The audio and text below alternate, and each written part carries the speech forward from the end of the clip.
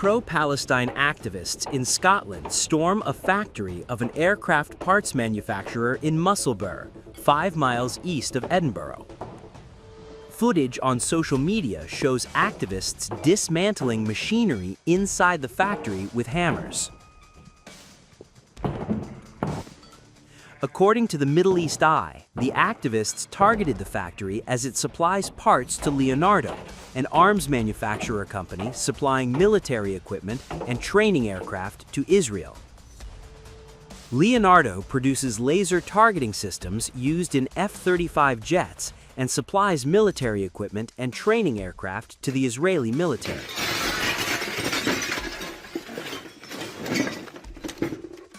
New regulations by Israel have come into force today, January 1st, which require international humanitarian organizations to comply with the requirements as a condition to providing aid, whether in Gaza or the West Bank.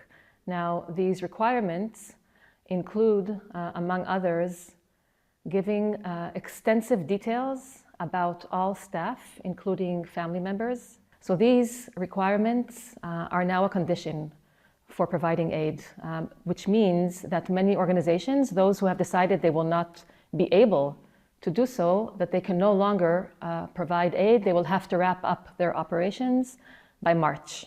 That has an effect on the people of Gaza. It has a direct effect.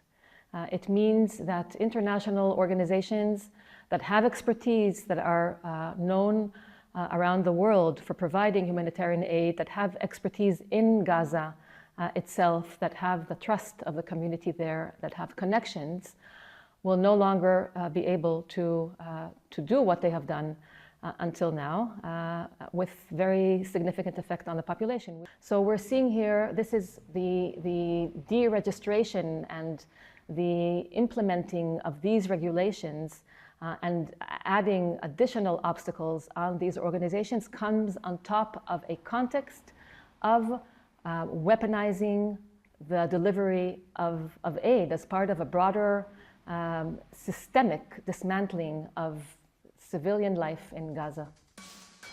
The attack comes as Israel suspended more than 24 humanitarian organizations, including Doctors Without Borders and CARE, from operating in the Gaza Strip for failing to comply with new registration rules. The situation in Gaza is catastrophic, but we're also concerned about what this means in the West Bank too, particularly in areas where the UN is not providing as many services. The main issue that has arisen in Israel's new registration process has been the insistence that we submit lists of all of our staff. And for us, there are a couple of major concerns with doing that we can't do it both from a duty of care perspective and safety perspective for our staff, but also we legally cannot do it.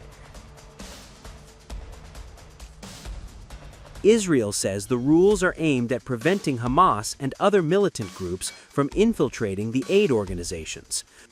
But the organizations say the rules are arbitrary and warned that the new ban would harm a civilian population desperately in need of humanitarian aid.